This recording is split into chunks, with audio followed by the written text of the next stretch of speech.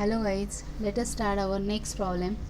Following is the balance sheet on 1st April 2019 and receipt and payment account of Dayanand Library, Ambajogai.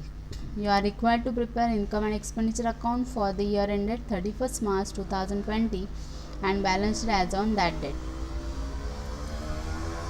Balance sheet as on 31st March 2019.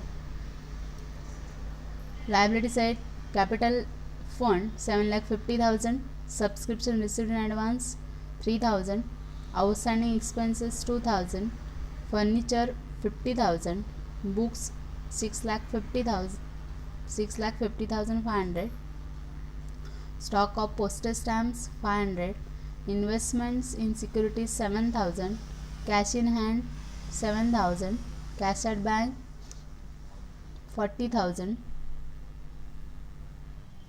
Receipt and payment account for the year ended 31st March 2020.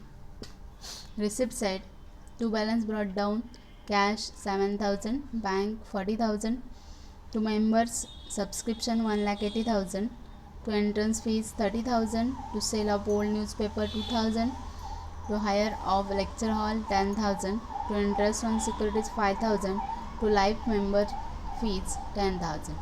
Payment side, by salaries 24,000, by purchase of postage stamps 1,05,000, by books purchased on 1st October 19 1 lakh, by outstanding expenses paid 2,000, by investments in fixed deposit 50,000, by furniture purchased on 1st July 2019 30,000, by printing and stationery 6,000, by rent 18,000, by balance carried down, cash 9,500, bank 43,000 and tally amount 2,84,000. Adjustment, depreciation on books at 10% per annum, depreciation on furniture at 8.5% per annum, 50% entrance fees and whole amount of life membership fees should be capitalized. Library had 2,000 members paying subscription ₹100 each. The value of unused postage stamps was ₹200. So let us start our problem. आता याच्यामध्ये आपण बघू शकतो, पहिल्यांदा आपल्याला balance sheet दिलेले आहे. Balance शीटमध्ये आपल्याला फर्निचर बुक्स दिलेत. या दोघांवर काय आहे, आपले ॲडजस्टमेंट आहे. पहिली आहे ते depreciation on books 10% and depreciation on furniture 8.5%. तर बुक्स आपले, फर्निचर आपल्या कुठे जाईल, ॲसेट साईडला जाणार आहेत. सगळे ॲसेटचे आयटम ॲसेटला. मग याच्यामध्ये फर्निचर 50,000 आहेत. त्या फर्निचरवर रिसिप्ट अँड पेमेंट अकाउंटमध्ये सुद्धा आपल्याला दिसतील. By furniture purchased on 1st July 2019 30,000. म्हणजे पहिले जे परचेसेस होते 50,000, म्हणजे आपण फर्निचर ॲसेट साईडला ट्रान्सफर करणार.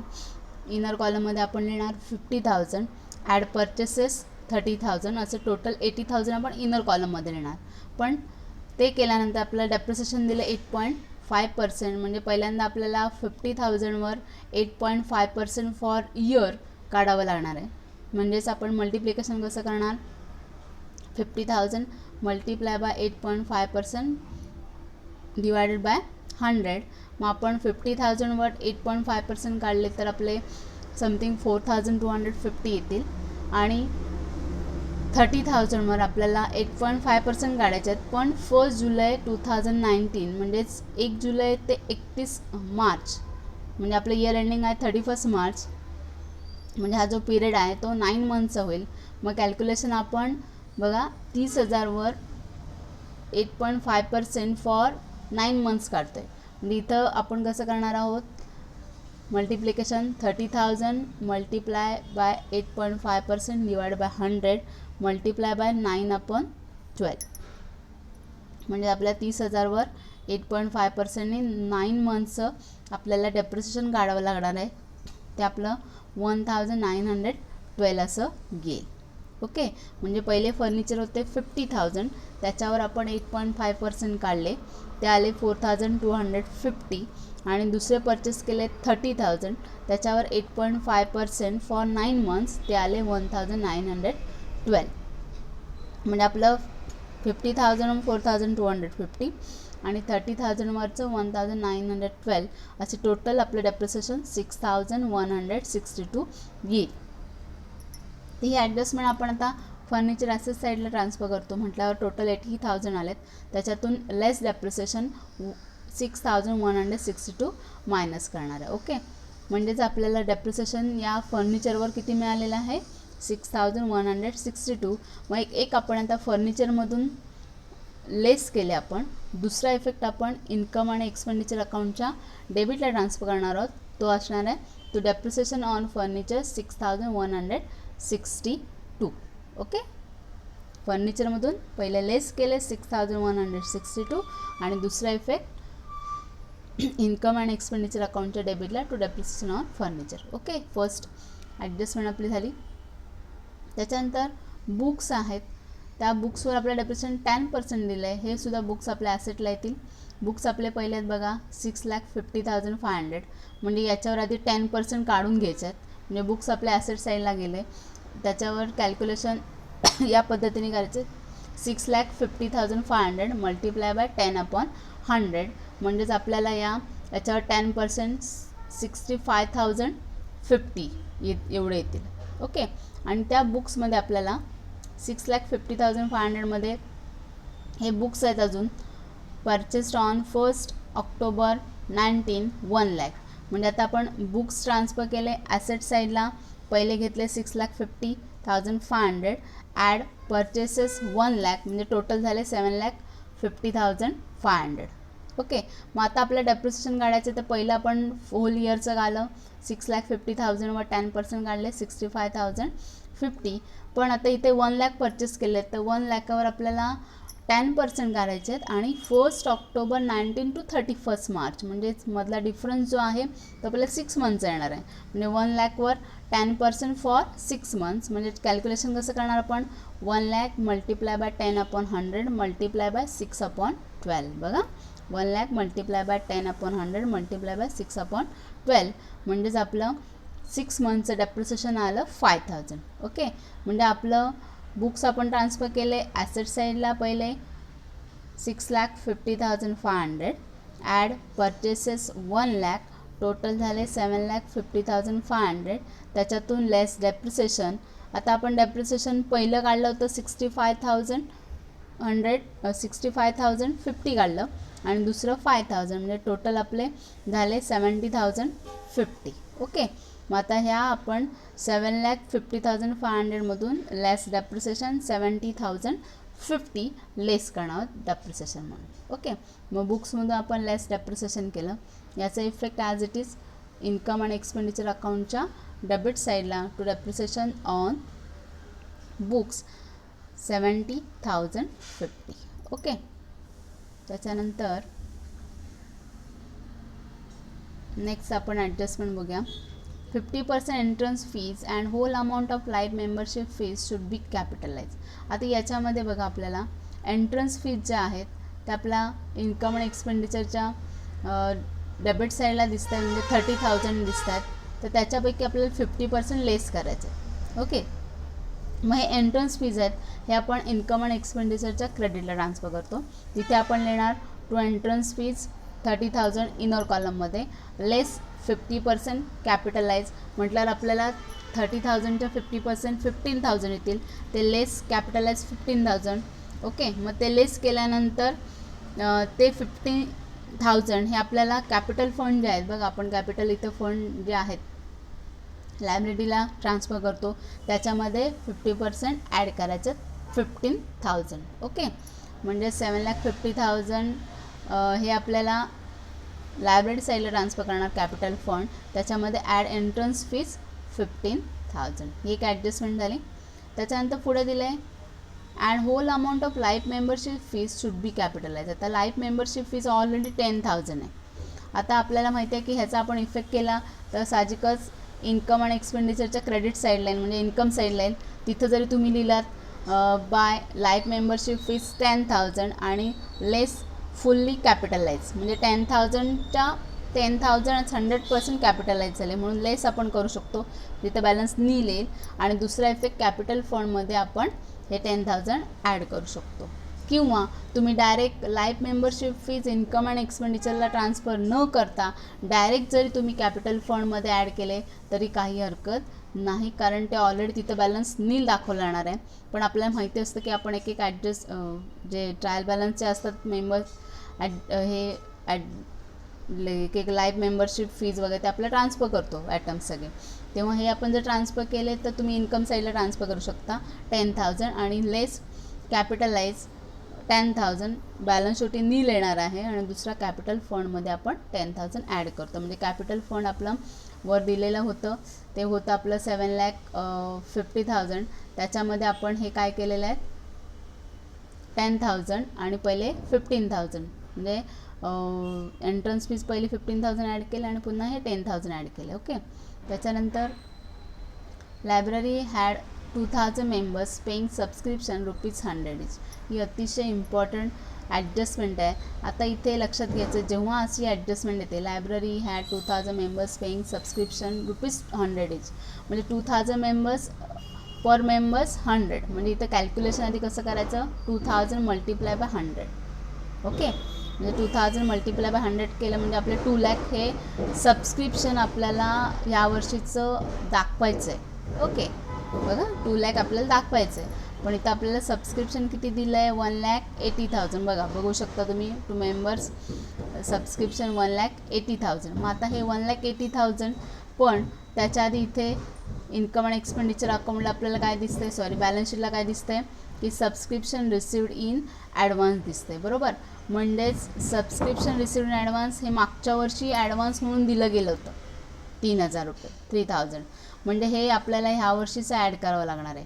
म्हणून आता आपण कसं करायचं आहे हे जे मेंबर्स सबस्क्रिप्शन जे आहे ते आपण इन्कम साईडला ट्रान्सफर करतो. म्हणजे इन्कम आणि एक्सपेंडिचरच्या क्रेडिट साईडला टू मेंबर्स सबस्क्रिप्शन 1,80,000 ॲड हे जे सबस्क्रिप्शन आहे ते subscription received in advance 3,000. Okay. बघा 1,80,000 add subscription received in advance 3,000. Okay. आणि आउटरला आपले किती दाखवलेत आपण 2 लाख दाखवलेत म्हणजे हे 1,80,000 प्लस 3,000 असे 1,83,000 झालेत. मग आता ह्याच्यामध्ये किती ॲड केले तर 2 लाख येतील तर आपल्याला त्याच्यामध्ये ॲड आउटस्टँडिंग जे आहे म्हणजे 2 लाख मायनस 1,83,000 केलं तर 17,000 आपला आन्सर येईल. म्हणून आपण ही ॲडजस्टमेंट लक्षात कशी ठेवायची आहे पहिली आपली ॲडजस्टमेंट अशी की सबस्क्रिप्शन मेंबर जे आहेत ते 2,000 आहेत त्याला मल्टिप्लाय बाय 100 म्हणजे 2 लाख आले. ओके. म्हणजे 2,000 मल्टिप्लाय बाय 100 2 लाख आले ते आपण आउटर कॉलमला ठेवलेत. आणि इथे सबस्क्रिप्शन दिले आपल्याला 1,80,000 त्या 1,80,000मध्ये बॅलन्स शीटचे जे आहेत ते 3,000 ॲड केलेत. म्हणजे बघा कसं येईल इन्कम साईडला to member subscription 1,80,000 add subscription received in advance 3,000 add outstanding for current year ते येईल आपलं 17,000. ओके. 17,000 कसे आलेत आउटरला 2 लाख आहेत इनरला 1,83,000 म्हणजे मधला डिफरन्स 17,000. इथं 17,000 असं सबस्क्रिप्शन कुठे दिलेलं नाही आपल्याला या पद्धतीने काढायचं आहे. ओके. मग हे 1,83,000 ॲड आउटस्टँडिंग आपण 17,000 केलं म्हणजे आउटरला साहजिकच 2 लाख आले. मग या 17,000चा फक्त इफेक्ट करायचा आहे कारण ह्या 3,000 मागच्या वर्षीचं ॲडव्हान्स पण दिलं होतं तेव्हा इथे त्याचा दुसरा इफेक्ट जो आहे तो आपल्याला करायचा नाही आहे. म्हणजे आपल्याला 17,000चा इफेक्ट करायचा म्हणजे आउटस्टँडिंग सबस्क्रिप्शन आपण ट्रान्सफर कुठे करतो तर दुसरा इफेक्ट बॅलन्स शीटच्या ॲसेट साईडला. ओके. त्याच्यानंतर last adjustment the value of unused postage stamp was ₹200. आता याच्यामध्ये लक्षात घ्यायचं आहे पोस्टेज स्टॅम्प म्हणजे आपल्याला अनयूज याच्यावर ॲडजस्टमेंट दिले आहे तर यामध्ये आपण बघू शकतो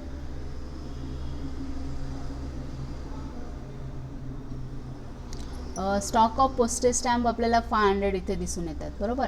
म्हणजे आता ही ॲसेट साईडला दिलेले आहेत तर हा आपला ओपनिंग स्टॉक दाखवायचा आहे आणि त्याचप्रमाणे इथे परचेस ऑफ पोस्टेज स्टॅम्प 1500 बघा आपल्याला पेमेंट साईडला दिसतात. ओके, मग दोन्हीचा इफेक्ट करताना आता आपण बघा परचेस ऑफ पोस्टेज स्टॅम्प म्हणजे साहजिकच इन्कम आणि एक्सपेंडिचरच्या डेबिटला आपण ट्रान्सफर करणार टू पोस्टेज स्टॅम्प. आता इथे कसं एक जो सिक्वेन्स आहे तिथे असं लिहायचं असतं to postage stamp opening stock. मग ओपनिंग स्टॉक म्हणजे आपला जो ॲसेटचे 500 आहेत ते घ्यायचे. ओके, मग ते आपण 500 घेतले, त्याच्यामध्ये ॲड परचेसेस 1500. ओके, इन्कम आणि एक्सपेंडिचरच्या डेबिटला to postages opening stock 500 add purchases 1500 म्हणजे टोटल आपले 2000 इनर कॉलमला आहेत. ओके, आणि आपल्याला जे ॲडजस्टमेंट दिले ते अनयूज म्हणजे तो स्टॉक आहे शिल्लक. ओके, म्हणून लेस आपण क्लोजिंग स्टॉक त्याला म्हणणार आहोत. म्हणून लेस किती आपण क्लोजिंग स्टॉक 200 म्हणजे आउटरला आपले 1800 आले.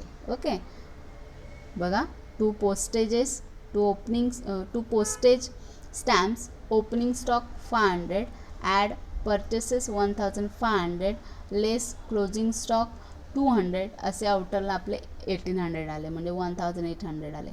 तर ॲडजस्टमेंटचे जे 200 आहेत त्याचा इफेक्ट आपल्याला दाखवायला लागणार आहे, म्हणजे त्याला आपण अनयूज पोस्टेज स्टॅम्प म्हणू शकतो. तर त्याचा इफेक्ट आहे तो आपण बॅलन्स शीटच्या ॲसेट साईडला करणार आहोत. Unused postage stamp 200. ओके, म्हणजे आपल्या सगळ्या ॲडजस्टमेंट झालेल्या आहेत. क्लिअर झालं ॲडजस्टमेंट. आता आपण 1 बाय 1 ट्रान्सफर करू. तर आता याच्यामध्ये आपण बघू शकतो फर्निचर आपण केलं, बुक्स केलं, पोस्टेज स्टॅम्पचा इफेक्ट केला. आता इन्व्हेस्टमेंट इन सिक्युरिटीचे 7000 ही इन्व्हेस्टमेंट आहे म्हटलं आपल्या साहजिक ॲसेट साईडला ट्रान्सफर करायचे. इथला cash in hand cash at bank हा मागच्या वर्षीचा बॅलन्स आहे तो आपण घेणार नाही आहोत. त्याच्यानंतर लायबिलिटी साईड आपण ट्रान्सफर ऑलरेडी केली 7,50,000. त्याच्यानंतर सबस्क्रिप्शनचा इफेक्ट केला. आता पुढचं जे आउटस्टँडिंग एक्सपेन्सेस 2000 आहे ते बघा इथे आपण इन्कम आणि एक्सपेंडिचरच्या रिसिप्ट अँड पेमेंट साईडला तुम्हाला इथे आउटस्टँडिंग एक्सपेन्सेस दिसतील बघा 2000 दिसतात. हां, वरून 4 नंबरचे आयटम 2000 इथे दिसतात. मग हे 2000 आणि हे 2000 हे मागच्या वर्षीचे आहेत, तेव्हा ह्या वर्षीचं काही त्याच्याशी संबंध नाही. तेव्हा हे 2000 ऑलरेडी दोन्हीकडे दाखवले गेलेत म्हणजे त्यांचा बॅलन्स घ्यायचा नाही आहे, ते पेड करून झालेले आहेत. ओके, त्याच्यानंतर आता आपण रिसिप्ट साईड ट्रान्सफर करूया. इथे मात्र टू बॅलन्स ब्रॉट डाऊन जो दिला आहे कॅश आणि बँक 7000 40,000 हा सुद्धा मागच्या वर्षीचा बॅलन्स आहे तो घ्यायचा नसतो हे लक्षात ठेवा. त्याच्यानंतर मेंबर्स सबस्क्रिप्शन आपण ट्रान्सफर केले, एंट्रन्स फीज ट्रान्सफर केली. ओके, त्याच्यानंतर to sale of old newspaper हे मात्र आपण इन्कम आणि एक्सपेंडिचरच्या क्रेडिट साईडला ट्रान्सफर करतो आहे 2000 by sale of old newspaper 2000. त्याच्यानंतर तिथेच खाली क्रेडिट साईडलाच इन्कम आणि एक्सपेंडिचरला by hire of lecture hall 10,000 येतील.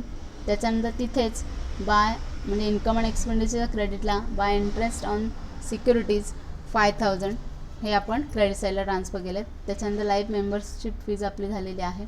त्याच्यानंतर या ठिकाणी आपण बघू शकतो पेमेंट साईडला सॅलरीज दिले 24,000.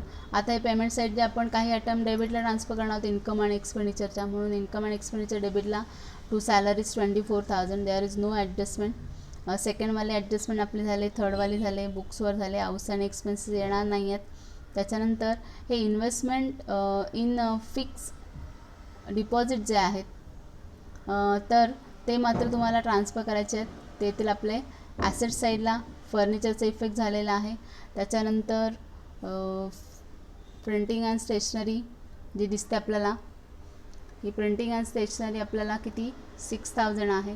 त्याच्यानंतर रेंट आपण ट्रान्सफर, प्रिंटिंग अँड स्टेशनरी आणि रेंट हे दोन्ही पण आपण इन्कम आणि एक्सपेंडिचरच्या डेबिटला ट्रान्सफर करतो आहे. To printing and stationery 6000, to rent 18,000. Okay, त्यांच्यावर कोणती ॲडजस्टमेंट नाही आहे. बाय बॅलन्स कॅरेट डाऊन आपला इथे मात्र कॅश आणि बँक हा क्लोजिंग बॅलन्स आहे, ह्याचा मात्र इफेक्ट आपण बॅलन्स शीटच्या ॲसेट साईडला करायचं आहे. कॅश 9,500 आणि बँक 43,000. असं आपण सगळे प्रॉब्लेममधला जो ॲटम्स आहेत हे आपण सगळे ट्रान्सफर केले.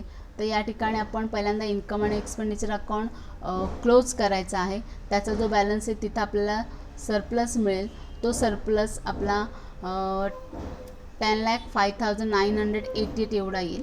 ओके, मग तो सरप्लस 10,05,988 हा आपण सरप्लस बॅलन्स शीटच्या लायबिलिटी साईडला जे कॅपिटल फंड आहे जिथं आपण ॲड एंट्रन्स फीज केलं आहे, ॲड लाईफ मेंबर्स फीज केलं, तिथे काय करायचं आहे, सरप्लस ॲड करायचं आहे. ओके, आणि अशा प्रकारे बॅलन्स शीट आपली क्लोज होईल 8,80,988. ओके, तर हे जे सगळं सोल्युशन आहे ते आपण आत्ता खाली तुम्हाला दाखवते.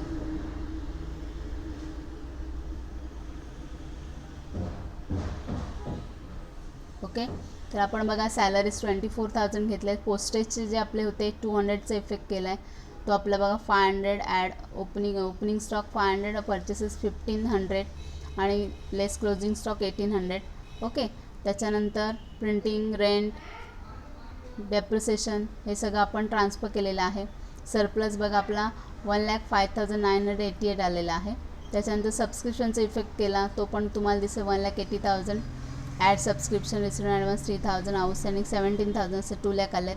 एंट्रन्स फीजचा इफेक्ट आपण केला आहे.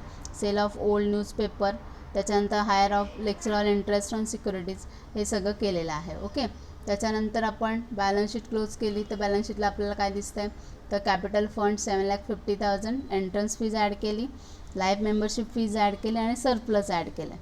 असे टोटल 8,80,988 हा आपला कॅपिटल फंड आला.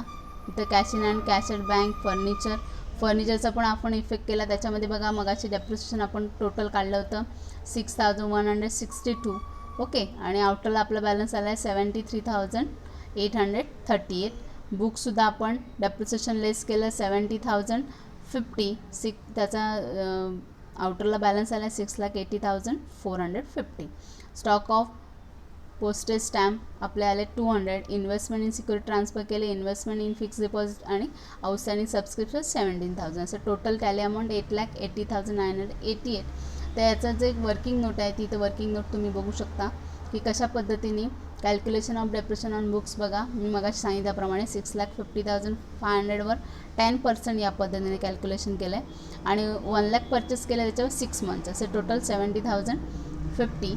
त्याच्यानंतर या ठिकाणी आपण डेप्रिसिएशन फर्निचरवर पण बघा 50,000वर 8.5% काढलेत 4,250 आणि 30,000वर काढलेत 6 मंथचे ते म्हणजे 1,912 असे 6,162 असं आपलं डेप्रिसिएशन आलेलं आहे. या पद्धतीने आपला नॉन पॉवर प्रॉफिट कन्सर्नचा हा प्रॉब्लेम आपण बघितला आहे. नेक्स्ट आपण व्हिडिओ अजून त्याच्यावर वेगवेगळ्या ज्या ॲडजस्टमेंट असतील त्याच्यामध्ये आपण प्रॉब्लेम बघणार आहोत.